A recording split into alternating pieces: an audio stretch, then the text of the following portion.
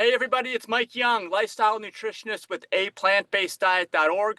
Welcome to my book, Live to 150. This is chapter 87, and it involves strength training. You see that? I was actually strength training today. My triceps aren't that big, but my biceps got something there. See? All right. Well, the importance of strength training, the importance of weight training, core training, all this. This is what I want to get at here in this chapter, chapter 87. We've talked before about daily purposeful exercise earlier in the book. If you don't know about that, please go back and check that chapter out. Of course, we talked about food, but one of the big things as you get older is the fact that your muscles naturally, they just kind of shrink over time. Okay. Like when you're younger, I'd say like less than 50 years old. I'm 52 and I'm recording this.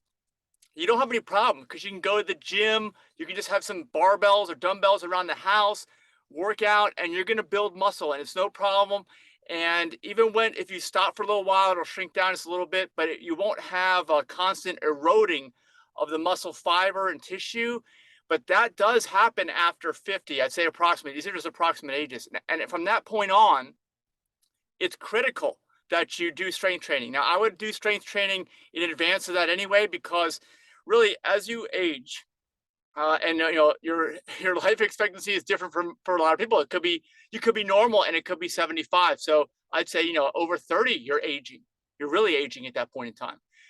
So as you start to age and you start to make that downward spiral till the very end, you're going to start losing muscle. You're going to start giving up on life in general. Unfortunately, that's what most people do. It's one of the reasons why people don't live that long. And you're going to be weak. You're just going to be weak. So what happens when you're weak? I mean, let's go to Mother Nature out there. What happens in like the really bad storms? Let's say a really bad storm comes by. Now, it would be extremely rare that a storm would come by like a tornado. I'm not talking about a tornado, but that would literally obliterate everything in its path. Let's forget about that for a minute. But let's say like a stronger hurricane, or just a really bad storm with wind and lots of rain. What's going to happen? Well, the weakest stuff's going to get taken out. And that's the way the world works. So you have to recognize that. And as you get older, you are naturally going to become weaker. So you have to do this stuff. You have to be building the muscle. And all it takes is some barbells, dumbbells. I do like a lot of my forearms. I do forearms and I do biceps. I use dumbbells for those, which are actually better than machines, because dumbbells give you the act of balance in with the weightlifting, as long as you're doing the right form. The machines make you do the right form, but they don't help with all the little small muscles that help with balance, which is also key, because not only do people get injured as they get older because they're weak and they will fall some way, but also balance is part of that, because you're also, even if you're weak, you're not going to fall so much if you have good balance. And you have to develop balance. You have to practice balance. Same with the muscles. Like anything else that you want to do well at, you have to practice. You have to do the homework. So that's what I'm talking to you about. I'm encouraging you, put this into your regular program. Now, at first, if you haven't done weight training in a long time, you're going to make huge gains, and that's awesome. Keep track of your weights on different exercises. I would highly recommend things that you're going to use a lot of, like I do upper body. I'm like a thinner body frame, I guess, overall. I want to get my arms built up, and I want to get my core built up. And I want to do push-ups. I do push-ups for my chest and my triceps. I should really go to the gym and do more tricep work, I think, and more chest work. But I haven't in a while. I've just been doing the push-ups because I'm moving around a lot, and COVID kind of messed it up, because COVID closed down a lot of these gyms. It was kind of a real bad thing for people's health, if you ask me. Many dynamics, and that was one of them. So make sure that you get this done. Get it in your regimen. Like for me, I've been doing this weight training continuously since, I'd say, the year 2000. So that's probably about 22 years already I've been doing this. So since I was about 30 years old. Like I said, 30 might be the part where you really need to take care of it. In your 20s, not so much, although 20s you want to look good, but you don't necessarily need it for longevity or for just prevention of falls and accidents. So I've been doing it that long, and really at this point I just work out with the weights, the dumbbells, the push-ups, really only once a week. It would be great if I did it more. And the core, I try to do more than once a week because the core is key. If you have any back issues, I got a chapter that has already happened in this book. Just go back into this playlist, live to150.org. You'll find back care and taking care of your back, exercises, plank, stuff like that. Definitely do that. So all of this together basically has you recognize that you are a machine and you need to do well at this. This is a skill that you need to do well at, or you're going to dramatically shorten your lifespan, most likely. I'm sure there are people that live to be 95 years old and they barely do any exercise, and I guess they've had the good fortune of not falling too, or not being in a position where they had to do anything like that. They're also not really living. If you ask me, you got to get up and do things. You got to want to do things. Otherwise, it's almost like you're half dead already, in my opinion.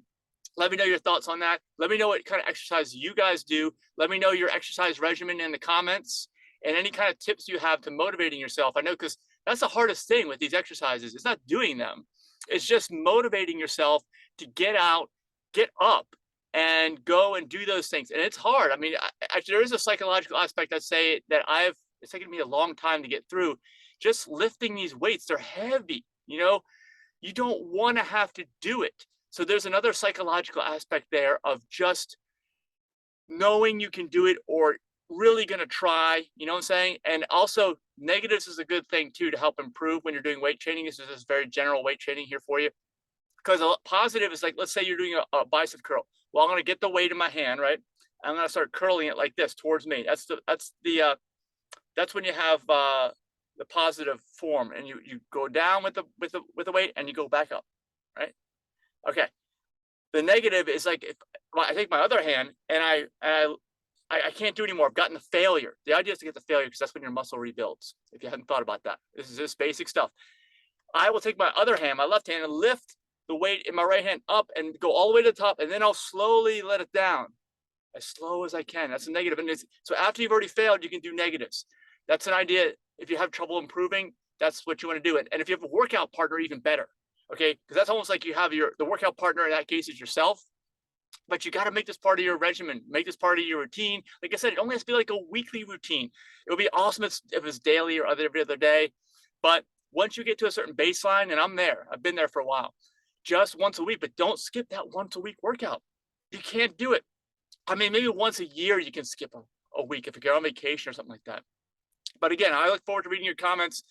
This is so important. Like I said, you've got to, if you want to live, if you want to have the will to live, you have to get out there, get in shape, and have some strength. You have to, I mean, like, nobody expects you to be a bodybuilder. And in fact, bodybuilding, in my opinion, is abuse of the body, because you're going way, way over. It's like that line we've talked about in this book many times, between like, okay, over here is health, and then there's a middle area where you're crossing. And once you cross and keep doing too much of something, anything, it's detrimental.